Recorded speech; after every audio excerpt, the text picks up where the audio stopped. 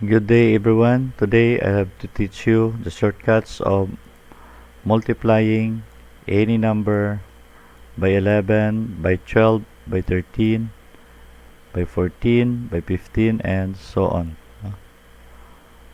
So, yung shortcut method lang sa atin. So normally, if you have to multiply any number by 11 or by any number, so ito yung proseso natin. Then after that, we have to compare kung saan bang mas madali, doon sa shortcut method ba natin o yung doon sa normal method na ginagamit natin when we are multiplying or finding product of any number by 11, by 12, by 13, and so on. Okay, so we'll start. So I will give you an example. Let's say we have 34 times 11. Okay. So usually yung ginagawa natin is we are going to yung normal method natin, say 34 times 11. Ginagawa natin is inisa-isa natin ito 1 times 4. So sulat natin 4 dyan. 1 times 3, 3. Then 1 times 4, 4. Then 1 times 3 is 3. Then ginagawa natin is ina-add natin ito vertically, no? So bring down 4. Ito yung tinuro sa atin. We have 3 plus 4 is 7. Then 3. Ito na kasi yung nakasanayan natin na pag-solve, no? Ng number, especially 2-digit number and 11. Okay? So ganun, no? So ito yung normal method natin. But our shortcut method is mas madali, no, compare doon sa nakasanayan natin, no? So same number, so 34 times 11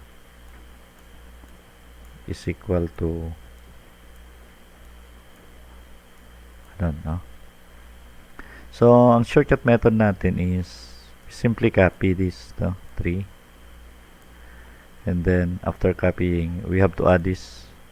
3 plus 4 is 7. Then copy the last digit, which is equal to 4. Then 34 times 11 is 374. So same result tayo dito, no? Same result. Okay, so pareho pa rin ang result, pero mas madali, no, compare, kasi kapag if you have to measure based on sa time natin, so mas madali ito, no?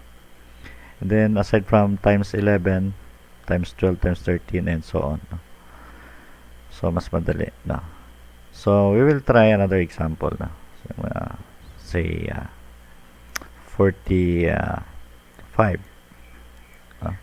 times 11 is equal to same. So kung normal method yung gagamitin mo, yung customer na method yung gagamitin mo, so ganun pa rin, pero mas madali, na observe ko dito, kasi kopyahin mo na lang yung 4, then i-plus mo ito, so that is 4 plus 5 is 9, and kopyahin yung last digit, which is equals to 5. So automatic, meron ka ng sagot, which is 495. So 45 times 11 is 495. So how about if you more than 9 yung magiging sum natin dito, no? So anong gagawin natin? Suppose we have 78, no, times 11. Kasi pag i-add natin yung 7 at saka 8 mamaya, so magiging 15 yan, no? So ang gagawin natin is yung shortcut dito pag ganito situation is una, kopyahin mo pa rin yung first digit, which is 7. Then i-add natin ito, 7 plus 8, that is 15. Pero kailangan natin mag-carry over, carry tayo dyan, no? So 15 na yun, no? And then kopyahin yung last digit, which is equals to 8, which is 8. So yung final answer natin is 800. 1 plus 7 is 8. 5, 8. So, 858. So, 78 times 11 is 858. Ganun ang gagawin natin, no? So, mas madali pa rin compare doon sa normal natin na method, no? So, ang tanong dyan is, how about 3 digits, no? So, okay. So, times 11 pa rin tayo, okay? So, 3 digits tayo. So, 3 digits times 11 pa rin. Wala muna yung 12, 13. So, mamaya, how about 13, 12, 14, okay. So, 3 digits, no? Let's say 351 times 11. Okay, times 11. Okay. So, 3 digits na tayo, no? So, copy pa rin, no? Una is copy natin, 3. And then, we have to add this 3 plus 5. I-add natin yung first and second digit natin, which is 8. And then 5 plus 1 is equals to 6. And copy the last digit, which is equal to 1. So meaning 351 times 11 is equals to 3,861. Okay? Yun, no? So, how about 3 digits, pero more than 9, no? Meron siyang, if you have to find the sum of the digits, is more than 9, yung magiging sum natin. So, anong gagawin natin, no? So, let's say, I will give you a larger number. So, 879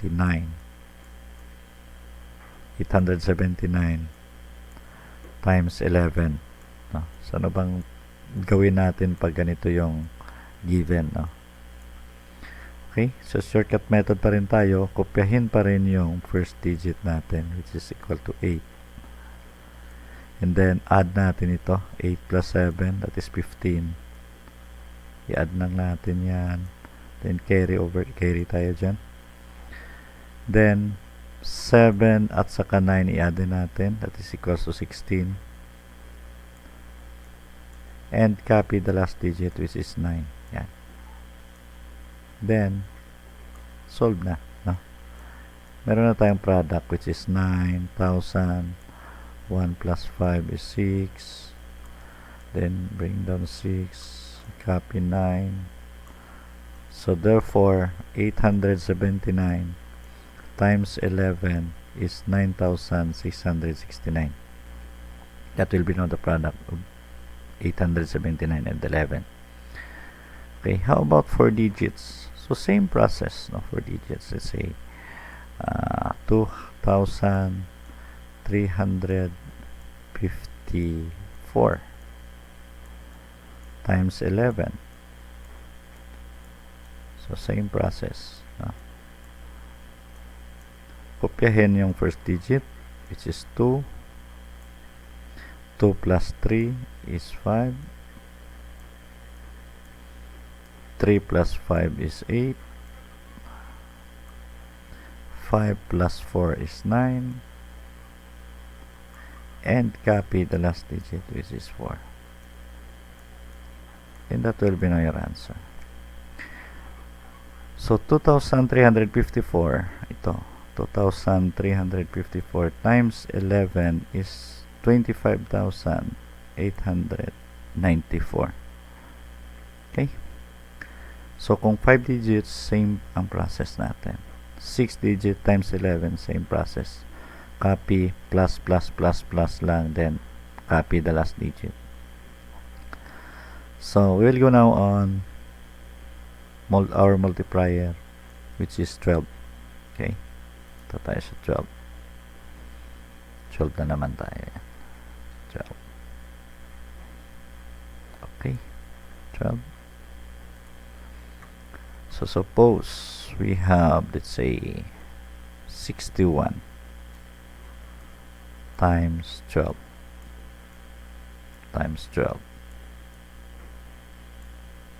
is equal to, so first 12 na siya, no? Hindi na 11 ito. So, copy pa rin. So, which is equals to 6. Kopyahin. And then, ito, magmumultiply na tayo. 2 times 6. Magmumultiply natin yan. 2 times 6 is 12. And then, 12 plus itong 1. 1, ito. 12, no? 6 times 2 is 12 plus 1 is 13. Then 13, sobra ng 9. So magkikarry tayo dyan ng 1. And then 2 times 1, multiply natin yung last digit.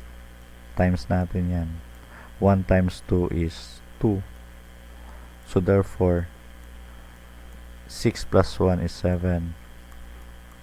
3 and 2. So meaning 61 times 12 is 732. Ganun. Ganun ang pagkuha. Ang multiplier natin is 12. Okay? So how about pag mayroon siyang 3 digit, no? Halimbawa 327 times 12. Okay, 3 digits. Anong gagawin natin? Same process dun sa 2 digits natin. Okay? Unang gawin, 327 times 12 is you need to copy the first digit which is equal to 3. Okay? Kopyahin natin yung first digit. 3 yan. Okay? 2 times 3. Ito, 2 times 3 equals to 6 plus 2. That is equal to 8. Then 2 times 2 is 4 plus 7, that is 11. Carry. And then 7 times 2 is 14. Then carry 1. So therefore your answer is equals to 3,924.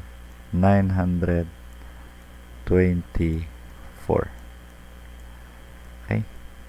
So 327 times 12 is 3,924. So same process if 4 digits, no? Example tayo ng 4 digits. We have 1,325. Let's say 25 times 12. 4 digits na tayo, no? Times 12. Ito. Okay, so copy 1. Kopyahin. 2 times 1 is 2 plus 3 is equal to 5. Next, 2 times 3 is 6 plus 2 is equal to 8. Next is 2 times 2, 4 plus 5 is 9. And 5 times 2, that is equals to 10. Carry 1. So therefore your answer is equals to 15, 9, 0, and 0. So this is 10, carry 1, no? So your answer is 15,900.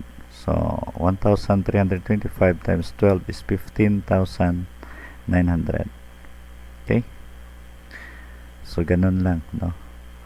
So mas madali compare doon sa normal method natin. So we will go now on our multiplier 13. No? Suppose if multiplying any number by 13, so same process. So 13 na tayo. So by 13, halimbawa, anong number? Magandang number. Let's say 26 na? Times 13. Shortcut method. Hindi na tayo dun sa normal natin kasi it's space, maraming space yung gagamitin natin doon. Yan. So copy 2. Okay. Copy natin yung 2. Next, 3 times 2 is 6 plus 6 is 12. Okay. Okay. And 6 times 3 is 18. Okay. So automatic we have 3, 3, 8. So meaning 26 times 13 is 338. Okay. So how about if our given is, let's say it involves 3 digits. It involves 3 digits. Halimbawa 340, ano pa maganda? 348 times 13. Times 13. Shortcut method pa rin. Same, kopyahin. So 3, after copying, multiply 3 by 3, 9, then plus 4, that is 13, carry 1, then 3 times 4 is 12, plus 8, that is 20, and then 3 times 8 is equal to 24, so carry 2.